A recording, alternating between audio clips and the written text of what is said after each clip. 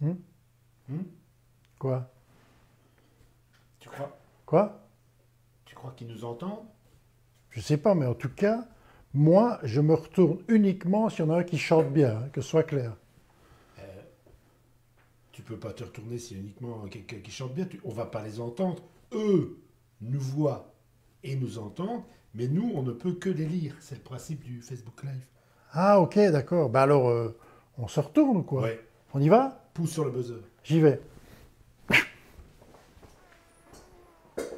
Voilà. Bonjour. Alors, on a une très grande nouvelle à vous annoncer. Vous savez que les Daft Punk se sont malheureusement séparés. Eh bien, nous aussi, on a une grande nouvelle à vous annoncer. Voilà. Oui. Nous, on ne se sépare pas. Voilà. C'est une bonne nouvelle. Autant être clair tout de suite. Hein. Voilà. On est clair tout de suite. On le dit. On n'a pas eu peur de le dire. Voilà. Et en fait, on est heureux de pouvoir faire...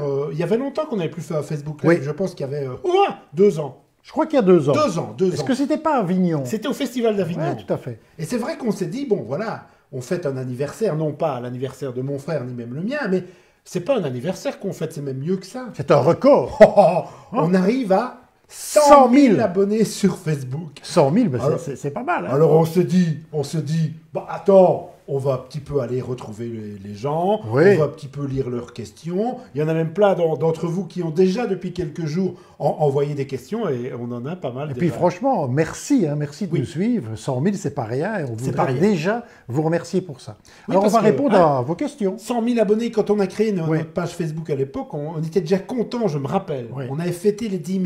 Oui. Voilà. Alors pour des anciens comiques, C'est pas mal. Hein. hein, voilà. Merci pour votre fidélité en tout cas. Et puis j'espère qu'on va pouvoir répondre à certaines de votre questions. Et puis comme on s'est dit aussi, les questions qu'on n'a pas envie de répondre, eh ben, on ne On répondra ne pas. répondra pas, voilà.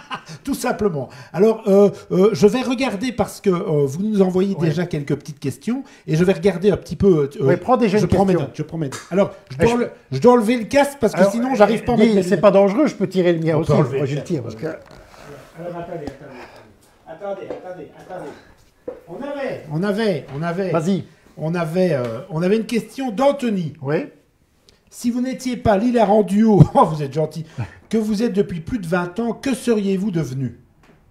Alors, bah... Eh ben, toi, qu'est-ce que tu serais alors devenu? on avait chacun un métier avant. Hein. Oui. Il faut savoir que moi, j'étais instituteur avant de devenir comique. Enfin, parallèlement, je faisais déjà du spectacle aussi, en solo et puis en duo. Et Vincent avait un autre métier. Hein. Voilà, c'est vrai que Ouais. je dis toujours que pour devenir un humoriste, ça vaut le coup de faire des études de mécanique auto, puisque effectivement, c'était le seul diplôme que j'ai eu dans ma vie. Oui. Donc, Bruno a fait ses études d'instituteur et regardez ce qu'il est devenu. Voilà, saltimbanque. Et moi, j'ai fait mes études de mécanicien auto et regardez ce qu'on est devenu. Voilà. Donc je ne sais pas si ça répond à une question, mais effectivement, si on n'avait pas été ce duo comique, On aurait fait autre chose, mais peut-être qu'on aurait tous les deux quand même été dans le métier, peut-être du spectacle, je crois, et Oui. dans la créativité. Je Oui. crois. On aime bien être créatifs tous les deux, on adore concevoir des choses. Voilà. Et il y a une autre question Oui. qu'on nous pose souvent. Qui a eu l'idée de la fondation du duo? Ah, Ah alors, c'est un peu, voilà, en résumé, Oui. moi je faisais du spectacle solo, sous le nom déjà de Taloche d'ailleurs,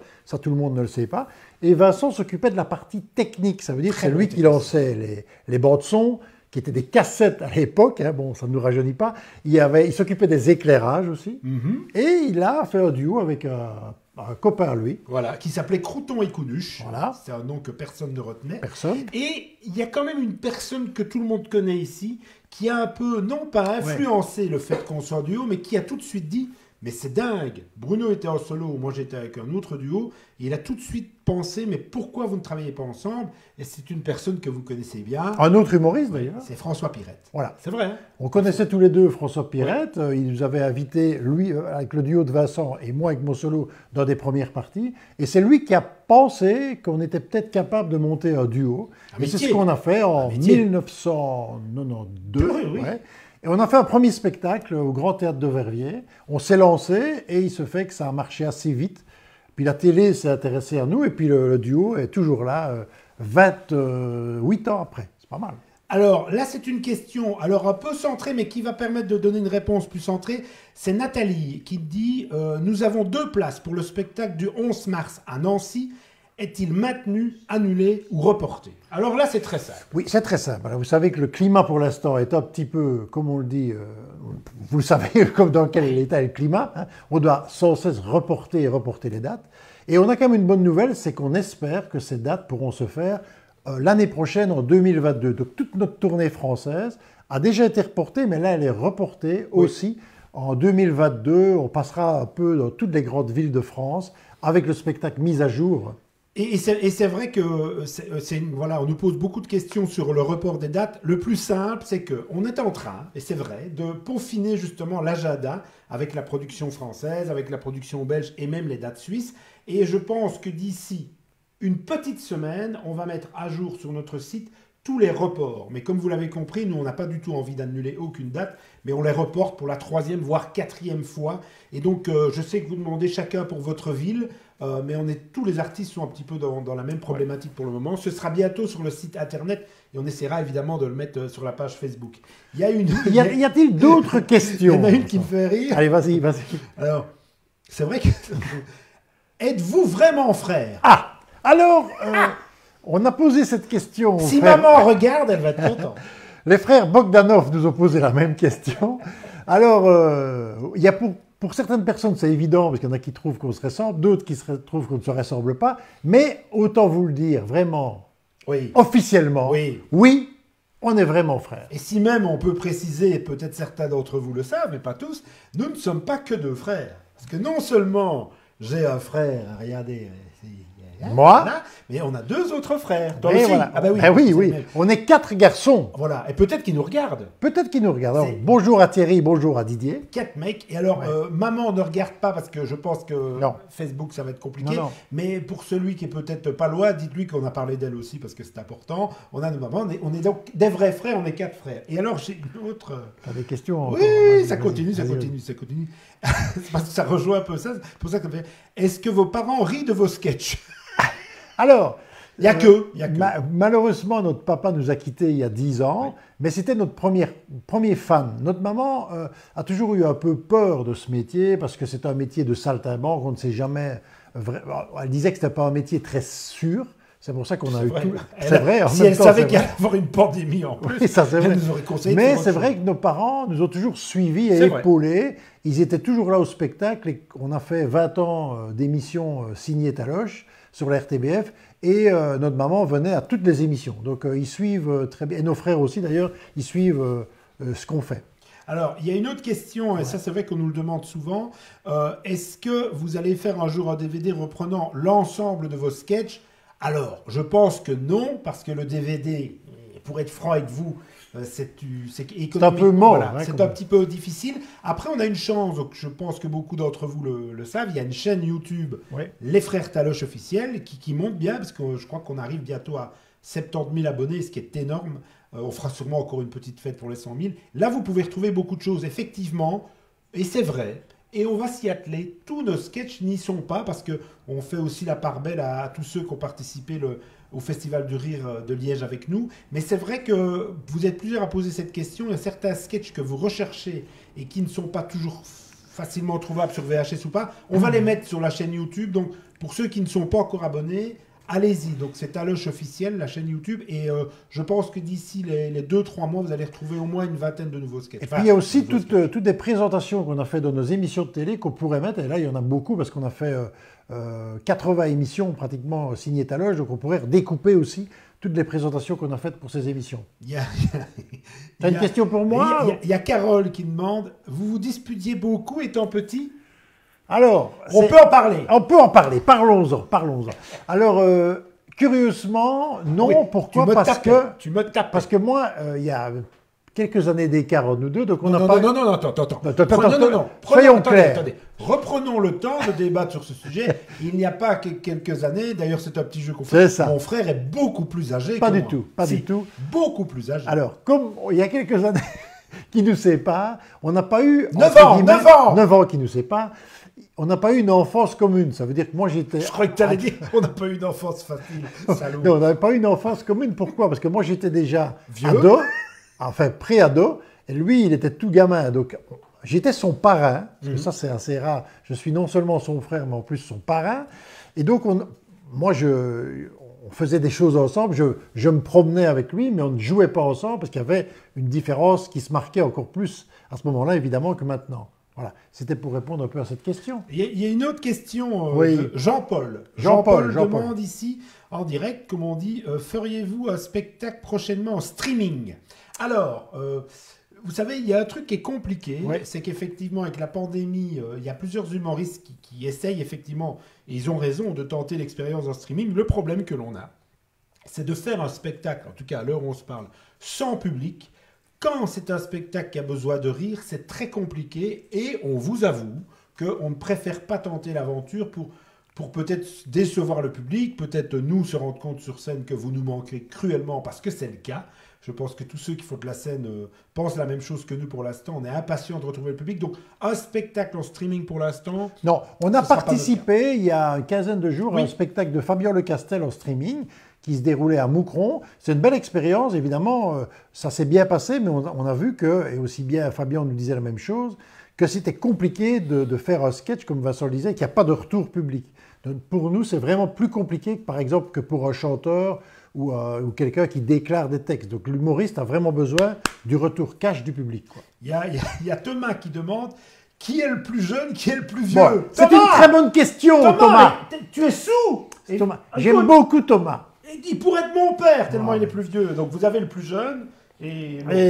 Et l'aîné, voilà. Ah, alors, Céline demande, Oui. y aura-t-il un DVD des caves? Donc, les caves, pour ceux qui ne le savent pas, c'est notre unique et seule pièce de théâtre qu'on a écrit, qu'on a joué beaucoup, mais effectivement, il n'y a pas de DVD. Non, il y a une émission, on a capté pour, Oui. pour la télévision. Et vous pouvez la retrouver, c'est important, c'est peut-être encore mieux pour vous, Où sur la chaîne YouTube. Ah, ok. C'est-à-dire qu'on a mis sur la chaîne YouTube, tu ne le savais pas, hein. Non, je ne le savais pas. Il y a déjà 14 000 personnes qui l'ont regardé, c'est vrai, sur la chaîne YouTube. Il n'y aura pas de DVD pour les raisons qu'on a expliquées tout à l'heure. Le marché économique du DVD n'est pratiquement plus possible. C'est-à-dire que si on sort un DVD, c'est à perte. Comme vous l'avez compris avec le confinement. C'est pas le moment de faire des pertes. Mais les caves, notre pièce Les Caves, qui a été mise en scène par le grand Alain Sachs, est disponible tout à fait légalement et normalement sur la chaîne YouTube des Frères Taloche. Donc c'est encore plus facile que d'accéder. Alors, nous avons une petite question de Amandine. Ouais. Qui dit « J'ai envie de me lancer dans les scènes ouvertes. Est-ce que vous prévoyez de dénicher de nouveaux talents dans le monde d'après ?» C'est bien de préciser dans le monde Oui, dans le d'après. monde. Alors en réalité, la scène ouverte, c'est quelque chose qu'on a mis au point à travers notre festival du rire, le Vous Rire de Liège. Chaque année, on fait une part belle à cette scène ouverte. Et en quoi ça consiste? Un jeune humoriste peut s'inscrire, d'ailleurs sur le site vousrire.be, il s'inscrit, nous on sélectionne avec un jury les meilleures vidéos, et les 5 candidats belges qui ont été sélectionnés peuvent se produire dans une salle qui est d'habitude au Chirou à Liège. Il y a un jury international parce que nos partenaires étrangers sont là, la Suisse, la France et le Québec. Et celui qui gagne, il a la chance de partir l'année d'après dans les festivals étrangers. Et ça, c'est, je pense, une belle récompense. Nous, on les accompagne d'ailleurs. Et donc, tous ceux qui sont intéressés peuvent s'inscrire dès à présent, d'ailleurs, sur le site vousrire.be, à l'onglet Scène ouverte. Vous envoyez une vidéo. Et si vous avez un peu de chance et un peu de talent, bah peut-être qu'on vous retrouvera cette année au Vous Rire. Il y a Lucas qui demande vous comptez continuer votre carrière combien de temps? Oh là Lucas, là. c'est une bonne question puisque notre duo a un peu plus de 28 ans et Lucas se demande combien de temps on va encore faire ça. Alors, soit peut-être parce qu'il en a marre. Peut-être qu'il en a marre de nous. Les Daft Punk se sont bien séparés. Après Non. 28 ans, nous on reste. Voilà, ben, nous, on décide. Alors, on a la chance aussi de faire plusieurs choses en dehors du spectacle. Pour ceux qui nous connaissent un peu, ben, on fait aussi de la production, on fait du management d'artistes, on a créé notre Festival du Rire, on est actif à travers une nouvelle fédération d'humoristes dont Vincent vous parlera peut-être tout à l'heure. Et donc, ça nous permet d'être très variés dans ce qu'on fait, mais la scène reste un élément primordial pour nous, sauf que pour le moment, évidemment, comme plein d'artistes, on ne sait pas faire notre passion et ce qu'on a envie de faire. Mais bien sûr, on reviendra et on n'a pas du tout envie pour l'instant d'arrêter ce qu'on fait, quoi. Non, Lucas, dès qu'on pourra, on reprendra notre carrière sur scène, mais on n'a pas du tout prévu même de prendre notre retraite ou notre Non, pension. pour l'instant, non. Alors, on me demande, Linda... Ah non, attendez, c'est où? Ah oui, voilà. Sandrine demande comment va Linda Lotari. Eh bien, écoutez. Eh bien, elle est ici. Écoutez, je vais vous donner des nouvelles de Linda. Ne quittez pas. Attention. Linda, viens dire bonjour aux gens. Allez, viens.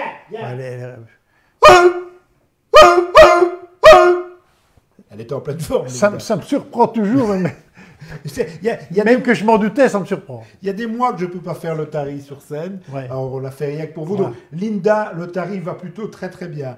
Il y a Carole qui demande. Ah, tu vas pouvoir y répondre. Ah, c'est moi. Parce que c'est à cause de toi. Ah bon? C'est votre vrai nom, Taloche? Ah! Alors non, ce n'est pas notre vrai nom, c'est le nom que j'avais choisi quand j'étais seul en scène.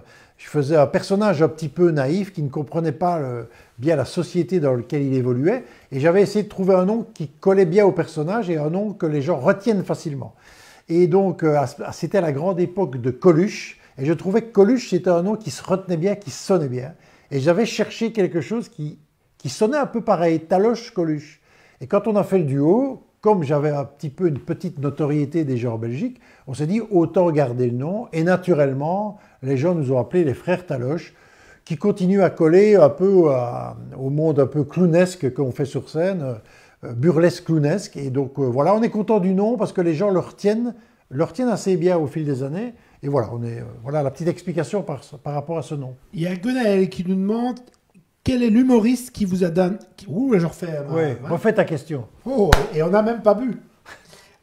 Quel est l'humoriste qui vous a donné envie de faire ce métier? Moi, c'est ça, mais je vais d'abord laisser... Alors, on vient parler de Coluche. Je sais que j'adorais Coluche, mais il y avait aussi les comiques qu'on voyait à la télé à l'époque. Et à notre époque, les comiques, c'était évidemment dans les films de Funès, Bourvil.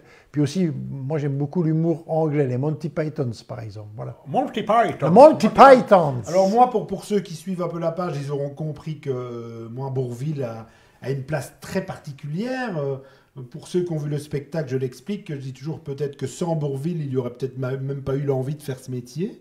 Et donc c'est vrai que je suis, moi, très influencé par quelqu'un d'autre en plus de Bourvil, qui est Louis de Funès. Ben oui, l'un ne va pas sans l'autre pour certains, mais c'est vrai que la nervosité, les grimaces, le jeu gestuel, je pense que j'ai été fortement inspiré petit par de Funès, mais Bourvil reste quelqu'un qui, toujours maintenant, est quelque part à part pour moi, et ça me permet de répondre à... Une deuxième question. Où ça fait 2 fois qu'on le demande. Ouais. Vas-tu représenter, Vincent, le spectacle Bourvil en France? Alors, ça, c'est une question qu'on pose souvent, puisque ce qui est un peu frustrant pour nos amis français et suisses, c'est que le spectacle qu'on vient d'enregistrer avec Bourvil n'est effectivement diffusé que sur Ovio, qui est la plateforme de la RTBF, donc qui est une plateforme internet, mais qui n'est accessible que pour les Belges. Donc, moi, je ne demande pas mieux de venir le jouer en France. Je ne l'ai joué qu'une fois, c'était à Paris. Et j'espère 2 choses, c'est que peut-être la captation puisse un jour être diffusée sur une chaîne française. On y travaille, mais ce n'est pas si simple que ça. Et puis j'espère pouvoir monter quelques dates de Bourvil en France. Mais c'est vrai que on reçoit beaucoup de messages de gens qui disent « Ah, mais le lien Ovio, on ne peut pas regarder Bourvil, on ne peut pas regarder Bourvil. » Ce n'est pas de notre faute, je vous promets. Ni de la mienne. Voilà, c'est sûrement pas la faute de mon frère. Donc on espère trouver bientôt une solution pour que vous puissiez effectivement voir ce spectacle auquel je rends hommage à ce grand monsieur qui était Bourvil. Je continue. Alors, Guillaume demande, depuis quand faites-vous des spectacles? Oula. Alors, le duo existe depuis 1992, donc c'est le premier spectacle du duo, c'est 92, mais moi j'ai commencé de la scène bien avant. J'ai commencé dans une petite troupe de Verviers qui s'appelait les Zingaris, c'est une petite troupe de cirque où j'ai été clown. Puis Vincent a repris aussi le métier de clown, on vient du monde des spectacles pour enfants. Donc moi j'ai commencé il y a très longtemps, mes premiers spectacles, je pense que c'est 82, donc ça ne nous rajeunit pas. Hein, bon. J'étais pas né. Voilà, ouais. Mais alors, c'est une petite anecdote que les gens ne savent pas, c'est que quand j'étais clown avec cette troupe, Vincent qui devait avoir 14 ans, 13-14 ans peut-être, venait dans les coulisses, il m'accompagnait. Il venait dans les coulisses, il vivait déjà le spectacle, et c'est peut-être ça d'ailleurs qui t'a donné envie de faire ce métier. Je pense, c'est vrai. C'est vrai que de voir un grand frère qui jonglait, qui se maquillait en clown, qui faisait rire les gens, et moi je pouvais l'accompagner, parce que comme il était beaucoup plus âgé que moi, quand il avait 18 ans, je n'avais que 9 ans, donc je l'accompagnais, et c'est vrai que ça m'a fortement donné envie d'un jour faire ça, donc c'est vrai que sans ça, peut-être que le duo n'aurait pas existé. Il y a une question qui me fait rire. Fabienne demande, êtes-vous fâché avec les rasoirs? Alors, C'est une très bonne question, Fabienne. Eh bien, non. Mais nous sommes un peu plus en dilettante. Pourquoi? Parce que, pour l'instant, on a Parce qu'on en a rien à foutre. Parce qu'on a moins d'interviews, et donc on s'est un petit peu tous les deux laissé pousser la barre. Et encore, là, moi, il y a longtemps qu'il n'a plus été aussi court. Voilà, mais quand on fera de la scène, on va, pour ne pas trop déconcerter nos personnages intérieurs, on coupera cette barbe. Voilà. Alors, j'ai Suzy qui demande quand est-ce que Bruno va chanter. Alors, Au secours, justement, au secours, je voulais vous en parler. Je vais commencer un spectacle de l'intégrale de Jodassin bientôt et je serai en première partie de mon frère qui fait Bourvil. On ira où tu voudras quand tu voudras. Évidemment, c'est complètement faux. Et je ne crois pas que je chante. Il vaut mieux pas. Ne le laissez pas chanter, non, il ne faut pas. Alors, on a Francis, ou Francis, Oui. j'ai aimé. Comment avez-vous rencontré Raymond DeVos? Ça, c'est vrai qu'on ne nous le demande pas. Ah. Comment avons-nous rencontré Raymond DeVos? La toute première fois, Moi, je m'en rappelle. c'était un Bon Week-end. C'était non un Bon Week-end. Une émission Bon Week-end, quelle année C'est dans les années 90, on va Ouais. dire 94-95, et l'anecdote est rigolote, Ouais. c'est que Vas-y, raconte. Raymond DeVos, évidemment, imaginez que nous, jeunes humoristes à l'époque, on croise dans les couloirs Raymond DeVos qui incarne peut-être le monstre sacré du music hall. On le croise, on est un peu intimidé, il nous regarde, il fait « Ah, vous êtes les frères Taloche ». On était déjà émus qu'ils nous connaissent. Et il nous dit « Ah, j'aime beaucoup ce que vous faites, il y a un de vous deux qui a beaucoup de talent. » Et il part. Et là, on s'est Ça regardé. nous a un peu énervés. Et on s'est regardé, et en fait, mais pourquoi est-ce qu'il dit ça? Donc on réfléchit de qui il parle, pourquoi est-ce qu'il dit ça? Et quelques temps après, on a eu la chance de le rencontrer plus régulièrement, on lui avait dit, vous savez, à l'époque, vous nous avez dit ça nous a un peu quand même surpris. Il dit, je fais ça tous les duos depuis 50 ans. Et d'ailleurs, depuis lors, nous, on le fait parfois aussi. Exactement. Et c'est vrai qu'on l'a rencontré là, Raymond DeVos, et on a eu une très grande chance dans notre vie, hein. Tu vas peut-être pouvoir en parler, c'est de des produits. Et la production de Raymond DeVos a commencé à travailler avec nous. Il nous a parrainé. Il ne parrainait pas souvent des artistes, mais il a aimé notre univers parce que malgré que lui, c'est un monsieur des mots, eh bien, il adorait tout ce qui était visuel. Il a commencé sa carrière d'ailleurs en étant en duo aussi avec un univers beaucoup plus clownesque. Il adorait les clowns. Et il trouvait qu'on avait une identité. Il nous disait toujours « respectez bien votre identité clownesque ». C'est ce qu'on a essayé de faire. Il nous a parrainés. Il est venu nous voir plusieurs fois à Paris. Et c'est vraiment... on a eu la chance de pouvoir aller chez lui aussi, boire des cafés avec lui, parler du métier. Et c'est une très grande rencontre pour nous. Voilà, un très grand monsieur. Il y a Patrick qui a une question un peu plus sérieuse, mais on est là aussi pour ça. Avez-vous pu limiter la casse financière avec le vous rire? C'est vrai qu'on a dû, Oui. pour ceux qui ne le savent pas... quasi annulé l'entièreté du festival en octobre.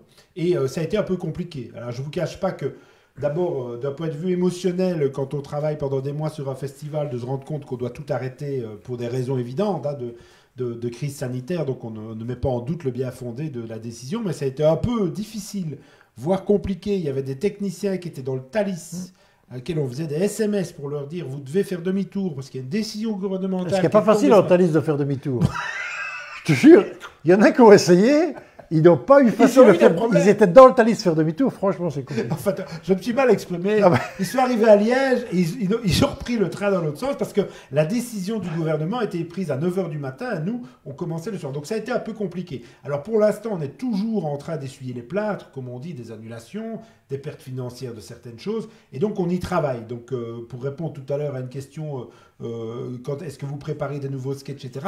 Vous l'avez remarqué, on fait d'autres choses et la création et l'organisation du Festival de Liège est compliquée. Mais rassurez-vous, Patrick, on est en train de travailler sur l'édition 2021. Donc en octobre, on fêtera enfin, convenablement, croisons les doigts, les 10 ans de notre festival. Et donc on s'en sort, rassurez-vous, le festival n'est pas mort du tout. Il aura bien lieu, on y travaille avec la même équipe de passionnés. Oui. Et d'ailleurs, on les salue. Merci à tous. Sandro demande quel est le nom des artistes qui vous ont le plus marqué dans Signé Taloche? 20 ans de Signé Taloche, 77 émissions. Oui, alors ça représente plus de 250 artistes. Nous, plus que ça, plus que ça. Donc c'est difficile d'en sortir un ou deux. Toi, tu dirais qui? Il y en a beaucoup, parce que quand tu dis je crois qu'on a passé 600 artistes, mais moi, il y en a plein, comme Bruno l'a dit. Moi, il y a un truc qui m'est resté, qui m'a ému, c'est de recevoir Henri Salvador à la deuxième année de Signé Taloche, donc c'est en 99 ou 2000. Et c'était le retour d'Henri Salvador. On lui a remis sur la scène du Grand Théâtre de Verviers un disque d'or. Et ça m'a beaucoup frappé parce que c'était pas n'importe qui, Henri Salvador. Et c'est vrai qu'il a fait qu'un passage chez nous, mais on ne l'a pas oublié. Moi, je dirais Shirley Dino, parce que Shirley Dino, avant d'être pris par l'émission de Patrick Sébastien et avant de devenir de grandes vedettes, nous, on les connaissait déjà depuis 5-6 ans. On avait toujours vu qu'ils avaient beaucoup de talent. Et donc, ils sont venus dans notre émission, même avant chez Patrick Sébastien. Et on est devenus amis. C'est d'ailleurs dommage qu'ils ont arrêté de faire de la scène et de faire vraiment leur duo. Mais ça, c'est le genre d'humour que nous, on aime beaucoup. C'est un duo. Il n'y a pas beaucoup de duos dans l'humour. Et on apprécie particulièrement leur côté complètement décalé. Alors, on a 2 questions, mais que je regroupe parce que vous êtes beaucoup à nous écrire et c'est formidable. Mais il y a, attendez que je m'y retrouve, il y a Laurent qui pose une question qui va rejoindre celle d'après. Laurent demande, après le shopping, à quand le show golf? Et Isabelle dit, qui a eu l'idée du spectacle avec les frères Sèvres et Pierre Tenis? Donc, on va peut-être rappeler pour ceux qui ne connaissent pas ce que c'est le shopping. Donc, le shopping, c'est ce qu'on appelle, nous, notre récréation. Pourquoi? Parce que depuis 20 ans, de temps en temps, on fait un show qui est très différent de celui des frères Taloche, qui rejoint une performance sportive avec le tennis de table, puisque nous avons la chance d'avoir de nos amis proches les frères Sèvres, hein, donc les plus grands champions de tennis de table que notre pays ait connu, et un humoriste que vous connaissez bien, le humoriste liégeois Pierre Tenis, qui a ce rôle d'arbitre. Donc mon frère et moi, on est coach des 2 champions de tennis de table, je sais, ça peut paraître bizarre, mais c'est comme ça, et on fait tout un spectacle comme ça, qui allie performance, évidemment, de tennis de table, mais aussi humour. Et de temps en temps, on le fait. Qui a eu l'idée? C'est une très bonne question. Je pense que c'est les frères Sèvres. Oui, c'est les frères Sèvres, parce qu'on ne connaissait pas encore les frères Sèvres. On est allé voir un spectacle qu'ils faisaient avec François Pirette. François Pirette était arbitre d'un match de tennis de table où il y avait Philippe et Jean-Michel Sèvres. On est allé en tant qu'invité, parce qu'on connaissait François Pirette très bien. Ils nous ont présenté les frères Sèvres, on est devenus très copains. Puis le spectacle avec François Pirette s'est arrêté. Et quelques années après, on s'est dit, je crois que c'est pour Télévie, peut-être qu'on devrait faire quelque chose ensemble. On s'est dit, reprenons cette idée de... Et on a élaboré un tout autre scénario. Et depuis lors, on adore se retrouver pour faire ça. Comme disait Vincent, c'est une récréation. Et on le fait quelques fois par an, en fonction des agendas. Comme on a 5 agendas différents, c'est pas toujours facile de le faire. Je continue dans les questions qui n'arrêtent pas de tomber. Carole demande, est-ce que vos sketchs sont basés sur des épisodes de votre vraie vie? Alors, en ce qui concerne l'Otari, non. Parfois c'est basé sur des choses qu'on a vues ou qu'on a vécues. C'est-à-dire qu'on voit quelque chose dans la rue, au cinéma, dans un théâtre. C'est pas notre vraie vie. Voilà. Mais on voit un truc et ça nous donne une idée de sketch. Alors parfois, ça devient un sketch, parfois il n'aboutit pas. Mais c'est plutôt dans la vie de tous les jours qu'on observe. Et par exemple, pour le sketch que vous connaissez le plus, que j'ai encore rêvé d'elle, l'idée est simplement venue en regardant une traduction du journal télévisé pour les sourds et les malentendants. C'est parti comme ça l'idée de se faire une traduction d'une chanson. L'Otari, c'est pas un bouleversement personnel, mais petit en classe, je faisais l'Otari et on me virait. Et puis maintenant, les gens payent pour nous voir faire l'Otari. Oui, on a un autre sketch qui s'appelle Le Restaurant. On est un jour tombé avec un serveur qui n'était pas très sympa, qui était un peu chiant même. Et on s'est dit, tiens, on va faire un serveur qui râle tout le temps. Et on est parti comme ça. Alors parfois, on arrive vite à un résultat. Parfois pas. Parfois, le sketch, on commence à l'écrire, puis on l'abandonne parce qu'on ne trouve pas l'histoire. Et donc, c'est plutôt dans l'observation où on entend une musique ou un bruitage peut nous donner aussi une idée de sketch, quoi. Il y a Claudie qui demande « Comment avez-vous rencontré Annie Cordy ?» Autre belle rencontre. C'est une belle rencontre, elle nous manque, hein, comme vous le savez, depuis quelques mois. Alors, la première rencontre, je crois que c'est dans une émission télévision. Je crois aussi, oui. Mais surtout, on a eu cette chance de se rendre compte que ça collait bien, comme on dit. Vous savez, c'est comme dans la vie, hein, on a parfois des gens avec qui ça colle tout de suite, d'autres moins. Et Annie, on s'est tout de suite aimé. Et puis quand on lui a proposé de venir pour la toute première fois à signer Taloche, c'est là qu'on a vraiment rencontré qui était Annie Cordy.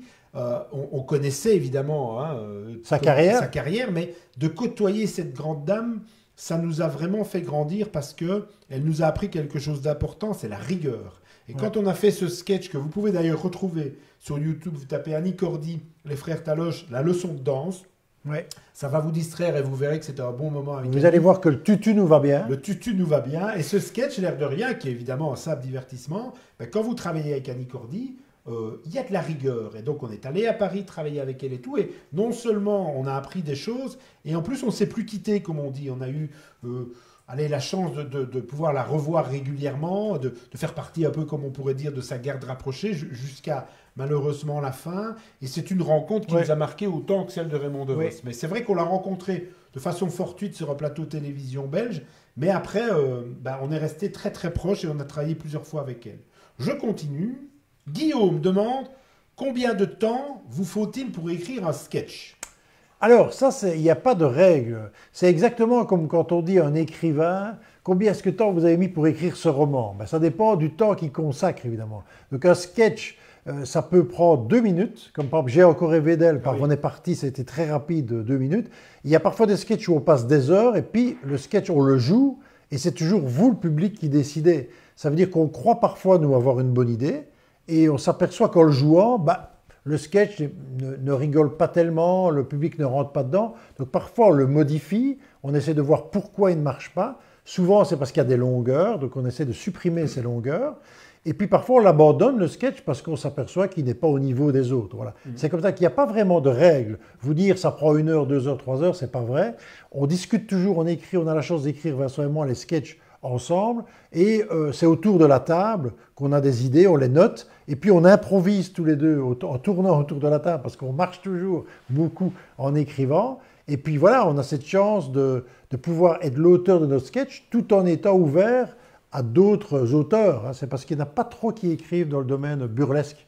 Ça rejoint un petit peu, mais c'est intéressant parce qu'on nous l'a demandé plusieurs fois. On va vous donner la réponse. Anthony demande pour le sketch de la gestuelle, pourquoi avoir choisi la chanson J'ai encore rêvé d'elle? Eh bien, Anthony, voilà. Nous allons vous raconter une anecdote savoureuse, sinon moins croustillante, puisqu'il faut savoir qu'au départ, ça ne devait pas être J'ai encore rêvé d'elle. C'est vrai qu'on a eu l'idée de faire une traduction gestuelle d'une chanson, mais on ne savait pas laquelle. Et l'anecdote est rigolote, c'est qu'on avait un CD, donc pour les plus jeunes d'entre vous, c'était juste après le 33 tours. On avait un CD qu'on avait emprunté à notre papa.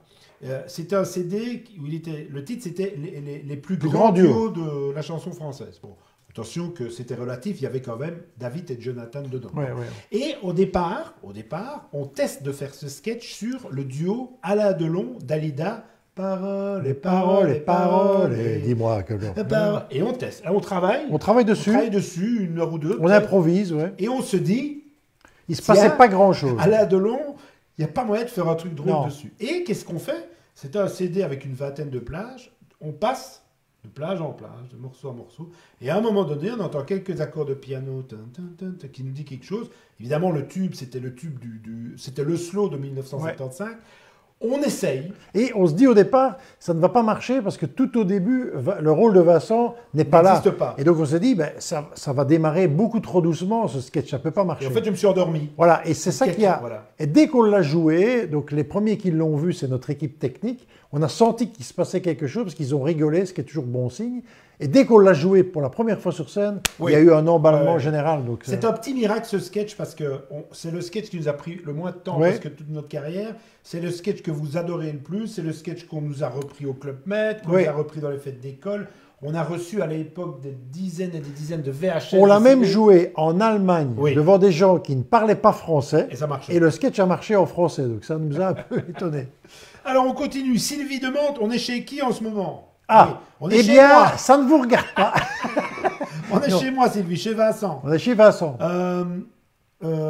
Régis demande, y a-t-il des sketchs que vous avez écrits, mais que vous ne jouerez pas? Ah, c'est pas bête comme question. Il y a des sketchs qu'on écrit qu'on ne joue pas. Parfois, on a des idées qui nous font rire, nous, mais qu'on se dit, c'est pas pour nous. C'est-à-dire que, comme nous, on a un certain univers qu'on a mis en place depuis 28 ans, il y a des choses d'humour noir, par exemple, ou d'humour corrosif, qui nous font rire, nous, mais on se dit, ça, c'est pas pour notre public, ça peut pas passer dans nos bouches. On a des trucs un peu hard, par exemple. Ça nous fait rire, et puis on se dit, bon, ça, c'est pas pour nous, et on le gomme, quoi. Voilà. Donc, on s'auto-censure nous-mêmes sur certaines choses. Comme, par exemple, on va pas trop parler de politique, ou parler pas trop d'actualité dans ce qu'on fait, parce qu'on estime que c'est pas notre univers. Je continue les questions, hein, parce que ça continue. Gwenaël nous demande, à quand un duo avec les Chevaliers du Fiel? Eh bien, on a déjà fait un. Eh bien, on a déjà fait un sketch avec eux. Oui, c'est vrai qu'on se connaît, on a débuté, je pense, nos carrières en même temps. Ouais. Hein, pour ceux qui ne le savent pas, les Chevaliers du Fiel étaient en trio avant. Hein. Ouais. Nous, on était en duo dès le départ. On s'est croisés régulièrement sans bien se connaître. Et puis, on a un petit peu profité du Festival de Liège il y a 2 ans pour créer une carte blanche avec eux. Et on a eu cette chance de partager. D'ailleurs, ça aussi, vous pouvez retrouver sur la chaîne YouTube. Vous tapez les Chevaliers du Fiel et les Frères Taloche. Il y a un sketch qui a été conçu uniquement pour le festival. Et vous verrez, on philosophe sur nos apéros. Voilà, on prend l'apéro avec eux sur scène, donc, à la scène, au forum. C'est un très bon moment avec les Chevaliers. Je pense qu'on aimerait d'ailleurs refaire un jour. Oui. Alors, je continue. Bruna, ou Bruno peut-être, je sais pas. Êtes-vous toujours d'accord sur tout quand vous faites un nouveau sketch? Pas bête comme question. Est-ce qu'on est toujours d'accord quand on écrit un sketch? Non, mais on ne va pas se lancer sur scène si on n'a pas été d'accord sur l'élaboration du sketch. C'est-à-dire qu'on échange beaucoup des idées. Et puis, parfois, il y en a un qui essaye d'argumenter son idée et il voit tout de suite si l'autre marche, quoi. Et donc, si on a l'impression que ça ne colle pas, que si moi je sens que l'idée de Vincent ne me convient pas, on ne va pas insister, on ne va pas à tout prix. Il y a toujours une cohésion assez facile qui arrive sur l'écriture des sketchs. Je ne me rappelle pas qu'on s'est déjà disputé sur... Non. On a une chance incroyable et qui permet de répondre à une question que vous n'avez pas posée. Mais que les journalistes... d'habitude qu'on nous pose. Les journalistes nous posent souvent, est-ce que vous vous êtes déjà disputé? Eh bien non. En un peu plus de 28 ans de carrière, on ne s'est jamais disputé. On n'est pas bêtement d'accord sur tout, mais sur l'essentiel. Et donc même sur l'écriture d'un sketch, comment est-ce qu'on fait? Vous savez, en gros, Bruno, il va noter une petite idée qu'il a en voiture sur un bout de papier. Pareil, en me promenant, je vais peut-être mettre sur le dictaphone du téléphone une idée. Et puis quand on décide de travailler, parce que souvent on se met des dates, quand on a fini une tournée, on se met des dates pour travailler, on rassemble nos idées. Et si Bruno amène une idée sur un vétérinaire et que moi, je ne sens pas l'idée, on ne va jamais vouloir se disputer ou s'imposer les idées. Ça se fait très naturel et c'est ce qui fait qu'on pense que si on est toujours ensemble depuis 28 ans et que ça se passe bien, c'est simplement que justement c'est pas calculé et que c'est comme ça et que c'est sincère. Et c'est ce qui fait un petit peu la recette, je pense. Je continue. Fabienne demande, avez-vous déjà eu envie de mettre fin à votre duo? Quelle est la recette pour la faire tenir dans le temps? Écoutez, c'est maintenant. Alors, écoute, puisque je croyais qu'elle allait les dire, Daft Punk se séparent, nous allons quitter ce plateau et remettre nos casques et repartir sur je croyais notre qu'elle chemin. allait dire, est-ce que vous avez déjà pensé à mettre fin à vos jours? Eh bien, non plus. Non, faites fin au duo, non. Comme on l'a dit tout à l'heure, un peu plus en amont dans l'interview, c'est qu'on fait aussi des projets séparés. Donc, on peut se permettre d'avoir des choses qu'on développe seul dans notre société de production, dans le management ou dans la production d'un artiste. Donc, la plupart des choses, on le fait ensemble. La base, je dirais, c'est le spectacle, les émissions de télé, le festival, et puis on développe des choses, ce qui nous permet d'avoir une création individuelle. Oh. Il y a Marie-Agnès qui demande, à quand un sketch avec les Bodins? Ah, les Bodins. Est-ce qu'on a déjà fait un truc sur scène avec eux? On a déjà partagé des petits moments, mais pas longtemps sur les signés Taloche. Oui. Mais on aimerait parce que c'est vraiment des amis très proches dans la vie. Les on est très proches des Bodins, on les a connus il y a longtemps, quand personne ne les connaissait trop, nous on les connaissait déjà, et on a toujours apprécié leur talent, et on est très amis dans la vie, donc on espère les retrouver bientôt sur scène aussi. Il y a Sarah qui nous demande, aimeriez-vous participer à l'émission Le Jarry Show?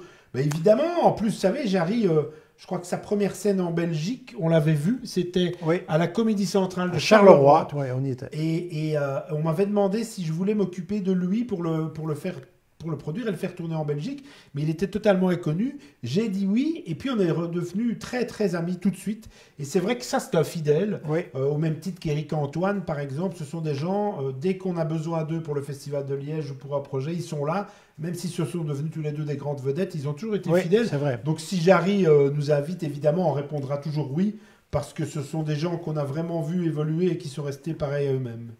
Alors, Olivier demande, le fait d'être frère facilite-t-il les choses au niveau professionnel? Alors, c'est toujours ça, on nous pose souvent la question, on ne sait pas si c'est le fait qu'on est frère. Je pense que oui, mais on connaît aussi des frères qui ne s'entendent pas du tout et qui ne pourraient pas travailler ensemble. Moi, on m'a souvent dit, moi, je ne pourrais pas travailler avec mon frère. Donc, est-ce que moi, je c'est l'ai pas... souvent dit aussi. Je te remercie de le dire devant tout le monde.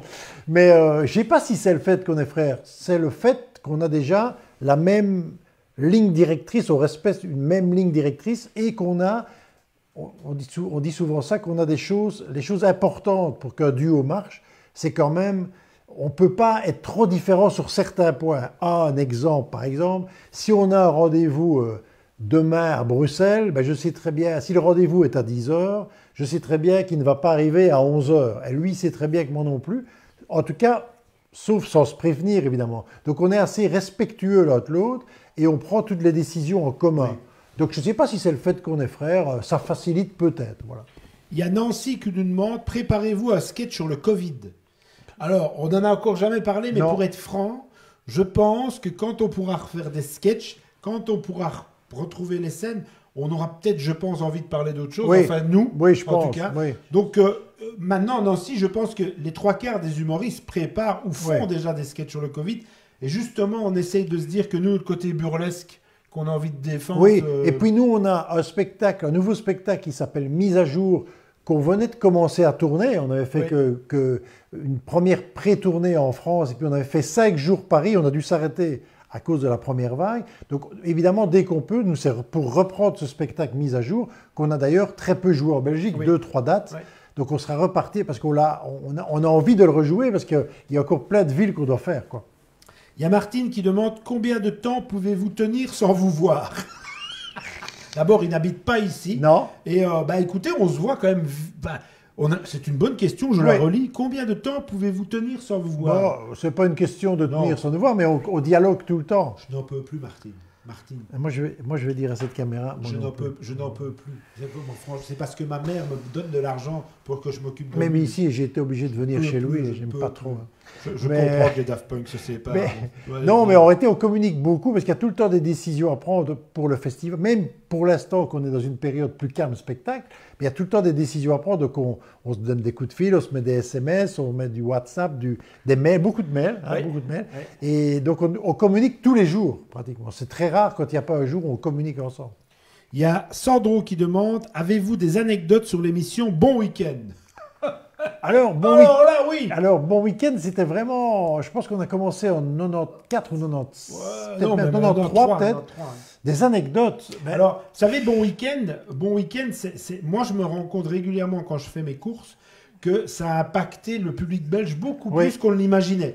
Il faut savoir, pour ceux qui étaient peut-être trop jeunes à l'époque, c'était l'émission phare de divertissement de la RTBF qui passait tous les vendredis. Et c'est vrai que nous, on doit énormément à cette émission. Et on en profite pour faire un petit clin d'œil à notre ami qui était le producteur à l'époque, qui s'appelle Pierre Dupont. Bonjour Pierre, si tu nous regardes. C'était un rendez-vous, on n'y était pas chaque fois, mais souvent. Et ça a tout de suite porté un impact fulgurant sur notre notoriété en Belgique. Alors, c'est là qu'on a connu Bernard Faure, qui nous a malheureusement quittés. Stéphane Stéman.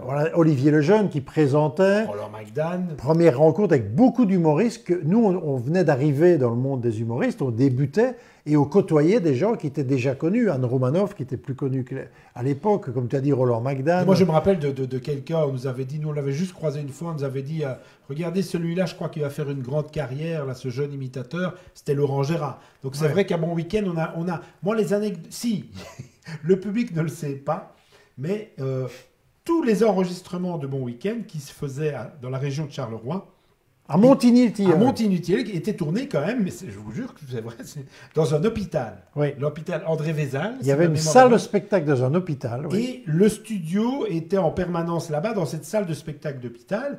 Et il est arrivé à un humoriste ou deux français d'arriver, de chercher l'entrée. Et derrière cette salle, c'était la morgue.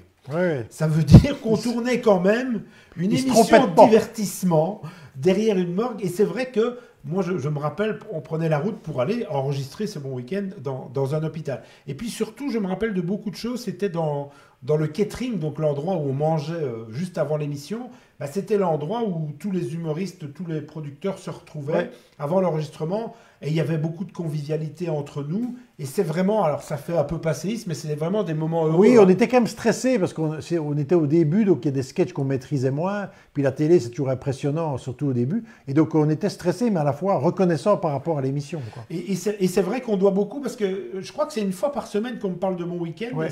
Plus les années passent, plus je me rends compte comment on parle. C'était dernièrement l'échevine de la culture de Bruxelles qui me dit je suis content de vous rencontrer, c'est toute ma jeunesse, je regardais mon week-end avec ma grand-mère. On s'aperçoit d'abord qu'on a vieilli, mais que cette émission a marqué les gens et on en est ravis. On me demande... Fabienne demande, faites-vous comme De Wever vos interviews en caleçon? Alors non. Alors non, regardez. Aujourd'hui, non. Non. Mais si vous revenez demain à la même heure... Et si vous vous reconnectez demain à 23h45, il y aura une autre version. Alors, je continue les questions. Étienne demande, connaissez-vous Danny Boone? Oui. On a même démarré à Rochefort avec lui. Nous, on faisait notre premier spectacle à Rochefort et dans les jeunes humoristes qui venaient au concours, donc il y avait un concours, il y avait des Français, et dans les candidats, donc 93, il y avait Danny Boone, il y avait Tex, et c'est crois même que c'est Tex qui a eu des prix. Tex a eu le prix du jury. Et Danny Boone, on l'a revu après à Montréal. On est parti à Montréal pour le festival Juste pour rire, et on était avec Danny Boone. Et alors, on ne le voit pas souvent, Danny Boone, mais on le connaît. On avait un point commun avec Danny Boone, c'était l'amour qu'on portait à Raymond DeVos, puisque il considérait vraiment Danny, Raymond DeVos, comme son père spirituel. Nous, évidemment, il était notre parrain de métier et notre coproducteur à l'époque. Et c'est vrai qu'à l'enterrement de Raymond, évidemment, avec Danny, on s'est retrouvés à l'inauguration de la fédération, la fondation Raymond DeVos, il était là. On ne se voit pas souvent, mais on a débuté la même année en tout cas. Je continue les questions. Carole demande, est-ce que vous avez envisagé de faire des sketchs en extérieur pour élargir votre public à cause de la distanciation sociale? Alors, tout à l'heure, on vous disait que c'était compliqué de faire des sketchs pour un humoriste sans public, et l'extérieur, c'est pas si facile non plus. C'est-à-dire que nous, on n'aime pas trop, par exemple, les spectacles à l'extérieur. Quand c'est dans un théâtre de verdure qui est bien structuré, on aime bien, mais c'est pas si facile que ça. Donc, on n'a pas de projet pour l'instant pour en faire, c'est vrai, mais ça pourrait peut-être se réaliser en été. On attend de voir comment vont se passer les prochaines décisions. Là, il y a deux, trois questions qui parlent de cinéma. Je les regroupe un petit peu. Clem demande, avez-vous l'intention de refaire une apparition dans un film, par exemple comme dans Astérix et Obélix? Et ça rejoint la question de Régis qui demande, comment avez-vous fait partie du casting d'Astérix et Obélix? Alors, l'anecdote de comment on s'est retrouvé là-dedans. Alors, c'est une très belle anecdote, parce qu'il faut savoir qu'on jouait à Paris, je ne sais plus les années, mais il y a 12 ans, je pense, et souvent, il y a des gens connus qui venaient nous voir, et un jour, on nous dit que Albert Uderzo, donc le papa de Astérix, qui vient malheureusement décéder il n'y a pas longtemps, serait dans la salle avec Tibet, qui était un autre dessinateur belge. Et donc, on adore évidemment l'univers de Astérix Obélix, et il se fait qu'on est devenu assez proche de Albert Uderzo.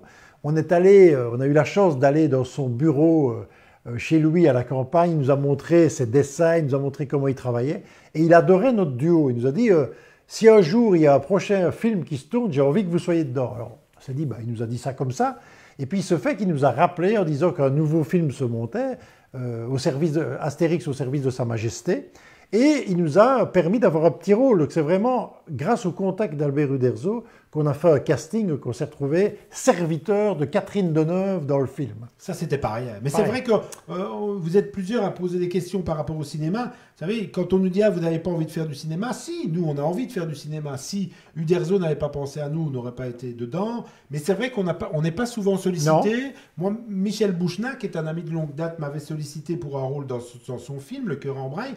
Mais on ne peut pas dire qu'on est souvent sollicité, peut-être aussi parce qu'on est très burlesque. Oui. Et qu'on aurait été peu... Vous savez, on parle de la grande époque de Funès, on parle de la grande époque de Pierre Richard. C'était des vrais burlesques. Donc c'était quelqu'un qui avait des personnages très puissants au cinéma, mais force est de constater que depuis 20 ou 30 ans, il n'y a plus trop cette forme d'humour au cinéma. Mais nous, si on nous appelle... On est preneur. Il y a Spielberg qui m'a appelé hier. Hein, donc, toi aussi il t'a appelé à quelle heure? Moi, Kevin Spielberg de Seraing. Moi c'est Donovan. Donovan Spielberg. Mais c'était pour des courts-métrages en noir et blanc et on n'est pas sûr de pouvoir accepter. Anthony demande, que pensez-vous de Kev Adams? Écoutez, alors là, on a une anecdote aussi. On en a plusieurs. On a plusieurs anecdotes. La première anecdote, c'est quand on est parti à un autre festival à Québec, le Grand Rire de Québec, il y a quelques années déjà, on nous dit, il y a un jeune petit mec là, avec sa photo, l'affiche était avec son petit sac à dos, là, qui s'appelle Kev Adams, nous ne le connaissons pas, et on nous dit, ce gars-là, il a du talent, vous allez voir. Et puis on se retrouve dans une navette qui nous ramène d'une scène à l'hôtel, et derrière nous, il y avait ce petit jeune, Kev Adams, avec son papa. Et ils discutent, et puis Kev Adams nous dit, ah ben les frères Taloche, est-ce que vous jouez toujours le sketch du matelas? Donc il nous parle d'un sketch qui était de nos débuts. Qu'on a même oublié. Oui, alors on lui dit, mais comment tu connais ça? Et là, on s'aperçoit que le gars, à 17 ans, 18 ans, il connaissait beaucoup d'humoristes, parce qu'il regardait tous les humoristes, les enregistrements, même les autres. C'était un passionné d'humour. Et donc on a commencé à le connaître un peu, et puis... Fidèle. Voilà, et puis... Fidèle parce que Kev, effectivement...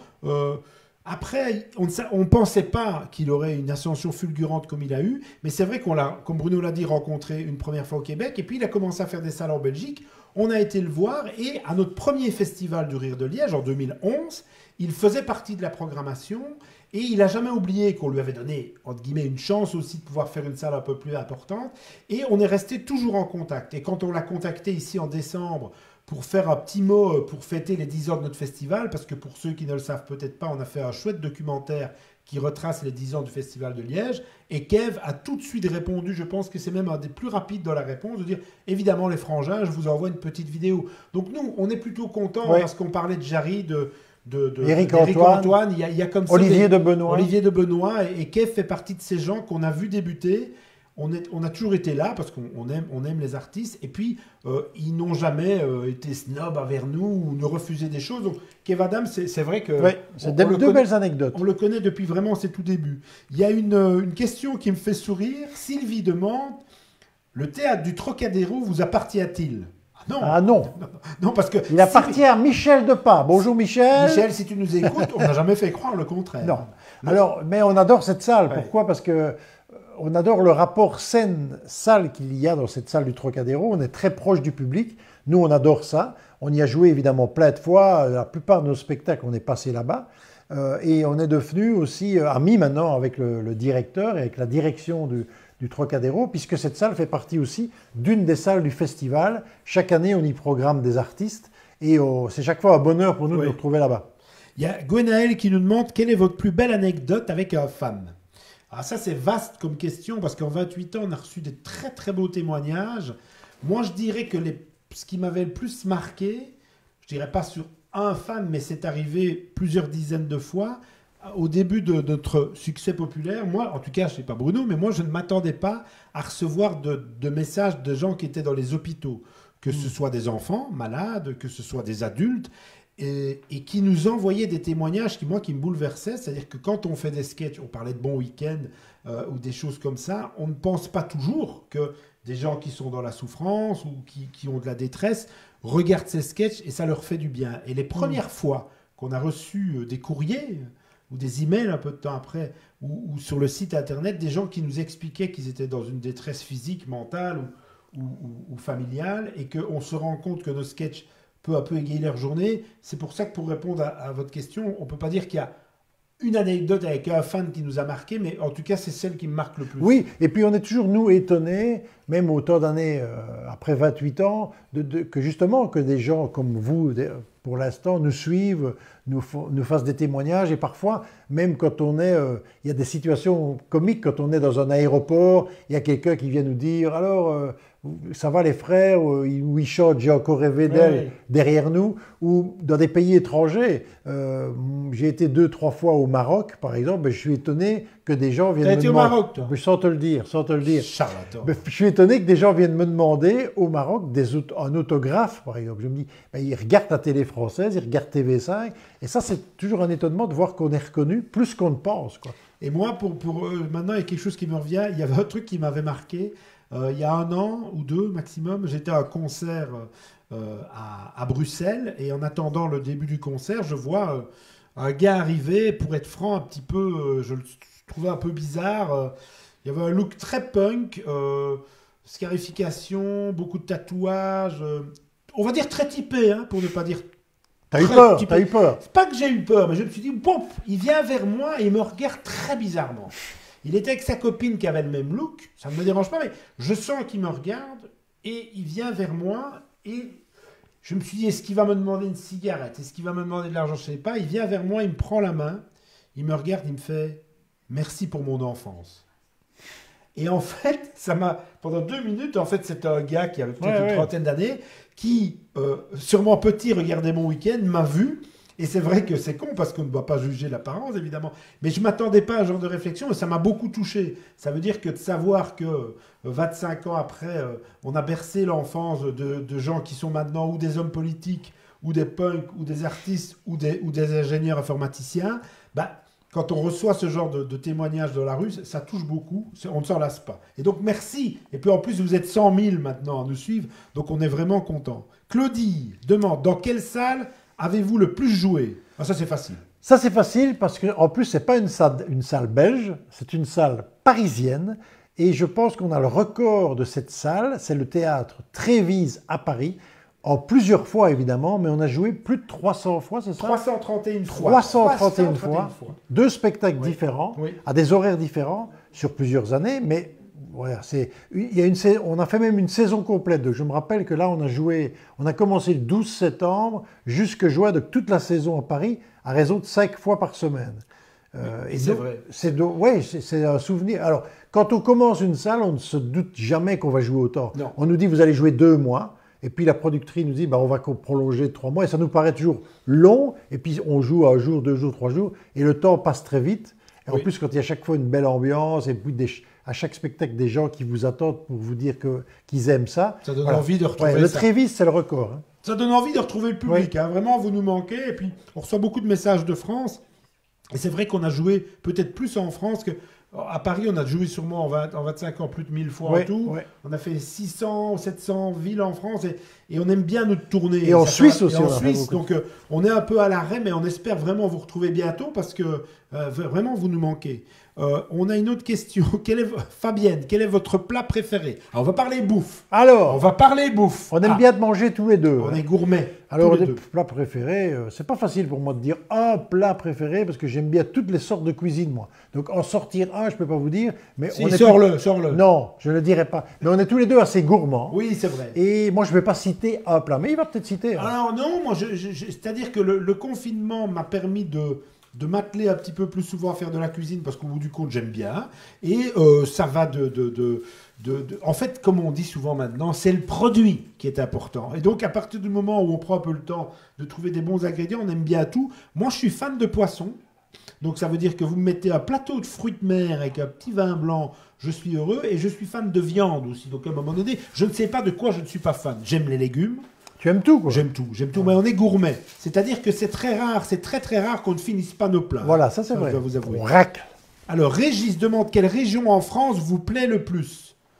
Ah, j'ai bien tout de suite un avis à vous donner. J'ai un technicien qui vient près de moi. Regardez, on lui remplace ses piles. Pendant ce temps-là, je réponds. Vas-y. Donc, mon frère n'est qu'un salaud.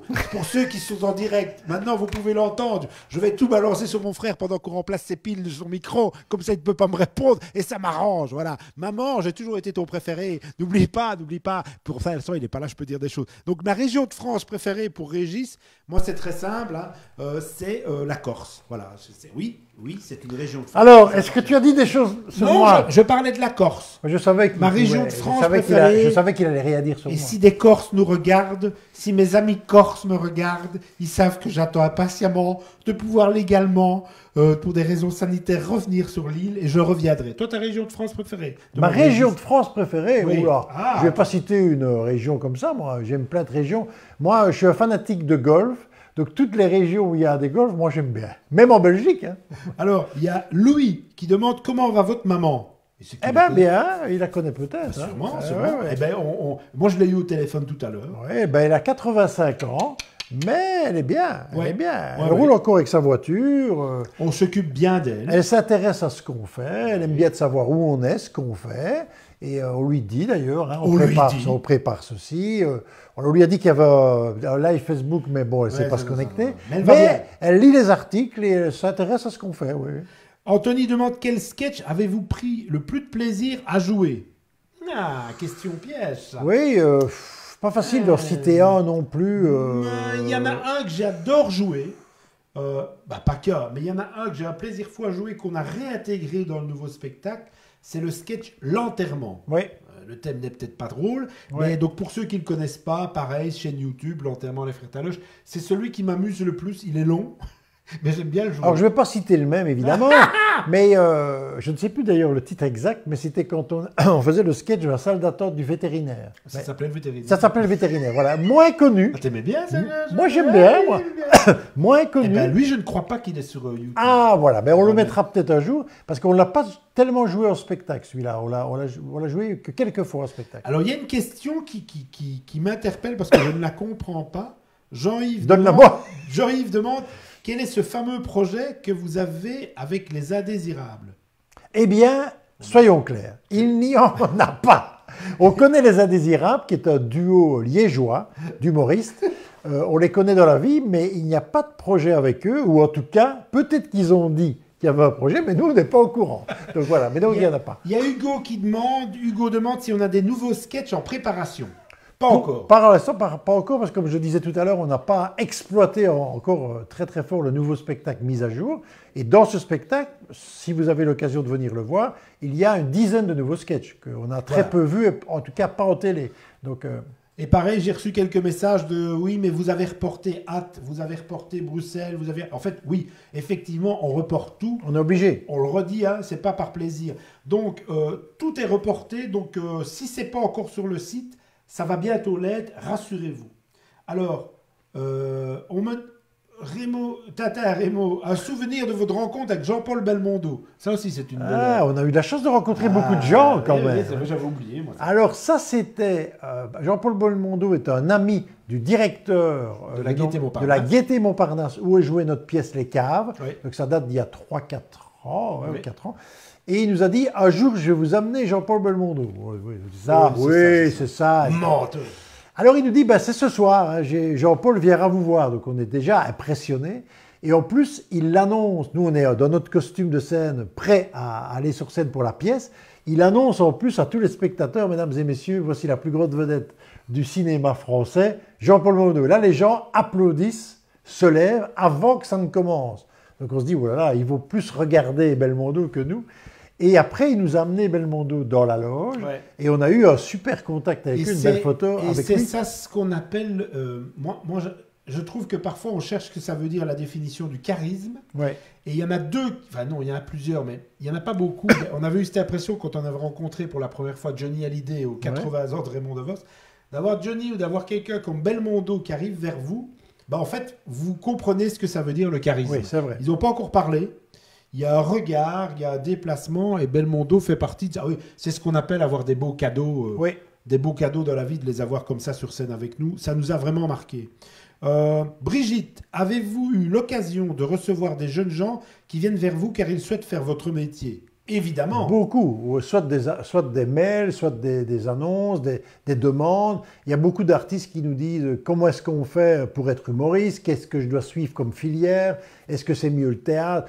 Il n'y a pas de recette. Hein. Nous, on n'a pas vraiment fait des écoles de théâtre. Ça, On c'est vient sûr. plutôt, voilà, on vient plutôt de la base. On est plutôt des autodidactes. Et il n'y a pas de recette. Je pense qu'il faut se lancer. C'est toujours, alors c'est un peu bateau ce que je veux dire, mais c'est toujours le public qui décide. Si vous faites un sketch qui fait rire les gens, ben voilà, votre carrière, elle va se développer, elle va bien marcher. Si vous faites des prestations où personne ne rit, vous êtes mal barré dans ce métier. Donc c'est ça, c'est oser se lancer sur scène. Mais on reçoit énormément de demandes, oui, parce qu'il y a de plus en plus de gens qui veulent se lancer dans le monde de l'humour. Ils ont bien raison, mais c'est vrai que c'est logique. Donc parfois, nous, on a parfois le temps, parfois pas trop le temps, mais on essaye comme ça d'aiguiller certains jeunes espoirs, comme on dit. Il y a Anthony qui demande une anecdote avec Gad Elmaleh. Ah oui, on en a une. Oui, on en a une avec Gad. Oui, tu veux ça raconter celle de Liège? Oui, celle de Liège. Évidemment, Gad Elmaleh, pareil, on a dû débuter dans les mêmes années. On s'est croisés à nos débuts. On s'est un peu perdu de vue, mais dès qu'on l'a revu, il a une meilleure mémoire que nous. Il savait très bien où on s'était vu et tout. Et donc, quand on a invité Gad Elmaleh à venir au Festival du Rire de Liège. Il est venu, évidemment. Ça a été rempli, je pense, en 4 jours, le Forum de Liège, 2000 personnes, archi plein. Et le jour où il vient, pendant le festival, pour prester son spectacle, il nous demande à nous voir dans la loge, on discute avec lui, et il voit dans le programme que Patrick Timsit est programmé. Mais il dit, attendez, il est programmé le même jour que moi. On lui dit, oui, parce qu'il y a 14 salles pendant le festival. Toi, tu joues au Forum, Patrick Timsit joue au Troca. Et il dit, joue à quelle heure? Bah 20 heures, plus ou moins comme toi. Oh, je vais aller lui faire une surprise, je vais faire sa première partie. Et là, on s'est regardé avec Bruno. Mais comment ça? Oui, oui, oui, on va déconner, c'est chouette, je suis de bonne humeur, ça va être sympa, etc. Donc, on est parti avec le garde du corps de Gad Elmaleh au Trocadéro. Heureusement, c'était pas loin. Et le public, quand les lumières se sont éteintes, le public du Trocadéro qui venait voir Patrick Timsit, sur scène arrive Gad Elmaleh, et ça je me rappellerai toute ma vie, c'est que les gens ont regardé leur ticket pour voir s'ils ne s'étaient pas trompés de salle, et il a improvisé 10 minutes de première partie avec Patrick Timsit, et puis il a couru pour aller faire son propre spectacle. Et ça, c'est des beaux souvenirs, des belles anecdotes qu'un festival permet de faire, quoi. C'est vraiment... Et puis c'est un signe d'amitié aussi qui nous a fait. Il y a Jean-Marc qui demande, vous n'avez pas soif? Si, alors, on ne fait que parler depuis 1 heure. Jean-Marc, santé. Il y a Claudie qui demande, avez-vous travaillé avec Laurent Gérard? Oui, évidemment, aussi. C'est là qu'on s'aperçoit à chaque fois aux questions qu'on a rencontré, on a eu la chance de rencontrer beaucoup d'humoristes. Laurent Gérard, on l'a connu aussi au Québec, il commençait, il n'était pas connu. Et on l'a invité plusieurs fois à notre émission au Ciné-Étaloge, il est venu chaque fois. On est assez proche de lui, c'est un monsieur avec beaucoup de talent, il est très respectueux du métier. Et c'est chaque fois un bonheur de dialoguer avec lui, de le voir. Il est très, très humble comme ça dans la vie. Il ne se la joue pas du tout. Et on adore Laurent Gérard aussi. Il y a Guillaume Brasseur qui avait, lui, groupé 4 questions. Est-ce que vous faites le métier de vos rêves? Avez-vous des diplômes? Avez-vous des enfants? Qui vous a lancé dans le métier d'humoriste? Alors, est-ce qu'on fait le métier de nos rêves? Oui. Je pense qu'on n'aurait même pas rêvé pouvoir en vivre. Non. Puisque... contrairement à, on va dire, pas la mode, mais ce qui se passe ce qu'on entend souvent autour de nous, c'est que les gens rêvent d'être connus. Et c'est quelque chose qui nous déstabilise, c'est ce qui fait le succès de certains influenceurs certainement, c'est qu'il y a une soif de notoriété. Nous, en fait, très humblement, on rêvait de pouvoir faire ce métier, d'en vivre et de pouvoir faire un métier normalement. Donc le fait de pouvoir faire ce métier depuis 28 ans, oui, je vous confirme qu'on fait le métier de nos rêves. Avez-vous des diplômes? On l'a dit tout à l'heure. Oui, moi mécanicien auto. Instituteur. Avez-vous des enfants? Non. Non. Enfin, on ne sait pas. Normalement, non. Normalement, non. Et qui vous a lancé dans le métier d'humoriste? Eh bien, nous-mêmes. Voilà. On doit dire que, par exemple, François Pirette, dès le départ, trouvait qu'on pourrait marcher en duo. Oui. C'est un des premiers qui a dit, moi, je pense que vous pouvez faire un duo. Puis on a été aidé aussi à l'époque, moi, par exemple, de Bernard Faure, qui m'a permis de faire des premières scènes. Il y a des artistes. Moi, j'ai fait la première partie de Stéphane Steyman à l'époque. Vincent fait des premières parties aussi d'autres humoristes. Donc, il y a aussi des gens qui nous ont donné notre chance au départ, quoi. Et c'est pour ça qu'on a rendu l'appareil, puisqu'on a souvent donné la possibilité à des jeunes artistes de faire nos premières parties. On fait nos premières parties plus d'une fois à l'époque. Virginie Hoc, Jérôme de Warzé. Oui, Jérôme, qui a écrit avec nous les émissions Ciné-Étaloge pendant 6-7 ans. Ah oui, exactement. Et Jérôme de Warzé, qui, pour la petite anecdote, pour ceux qui ne le savent pas, ne boit pas une goutte d'alcool. Alors c'est surprenant, mais quand on travaille avec lui, voilà. Mais c'est des très, très, très chouettes souvenirs. Linda demande un petit morceau de relax à la fin du live. Oui. Non, Linda. Ça m'étonnerait. alors, Linda, même sous la torture, on ne chantera pas relax. On ne chantera pas ça. Pour ceux qui se demandent ce que c'est, vous n'êtes pas obligés. Vous pouvez aller voir ou pas? Oui. Alors, on l'a pas mis sur notre chaîne parce qu'on pensait mettre d'autres choses plus intéressantes que relax.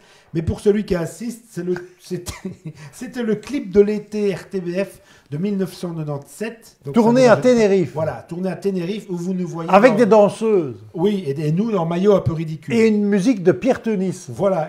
Exactement. Donc c'est relax. Mais on ne le fera pas pour terminer ce live parce que 200 000 abonnés, on va arriver à 50 000 parce que les gens vont se désinscrire. Et en parlant de ça, je pense que comment il est quand même passé 18 heures. Quelle heure il est? On avait dit qu'on ferait qu'1 heure de live. Ouais. Nous, on va peut-être vous dire quelque chose. C'est que, il y a encore pas mal de questions qui arrivent, mais comme Jean-Marc l'a dit, on commence à avoir soif après 1h10 d'avoir tenu quand même la naine comme ça. Et donc, à un moment donné, on a 2 choses à vous dire. Oui, vas-y. La première et la deuxième. Eh bien, la première, il va vous la dire. Peut-être que je dirai la deuxième. La première, c'est que vraiment, on vous remercie du fond du cœur. Vous êtes 100 000 abonnés à notre page Facebook. Alors pour des anciens humoristes qui ne sont pas peut-être aussi au taquet avec les réseaux sociaux que notre plus jeune génération, on est plutôt ravis. Pour ceux qui ne le savent pas, il y a une chaîne YouTube des Frères Taloche qui elle aussi commence à bien prendre de l'ampleur avec 67 000 abonnés. Donc pour toutes les questions que vous vous posez sur les sketchs que vous pouvez retrouver, le mieux c'est de s'affilier à cette chaîne YouTube. Voilà. Et puis, qu'est-ce que je dois dire qu'on va peut-être les retrouver pour un prochain live. Ah oui, on va faire un prochain live, on ne sait pas encore quand. Non, voilà. Mais on vous le dira Oui. au bon moment. Et puis, Parce avant de vous quitter, oui, ah non, attends. Si, Puisque les Daft Punk se séparent, on leur a racheté leur casque. Pour ceux qui ne reconnaissent pas leur casque, ça c'était à leur début quand ils étaient encore Vous étudiants. pouvez remarquer qu'ils sont quand même assez solides. Et donc voilà, donc les Daft Punk se séparent, c'est vrai, mais nous pas. on reste. On reste. À bientôt. À bientôt. Au revoir à tous. Au revoir à tous. On y va.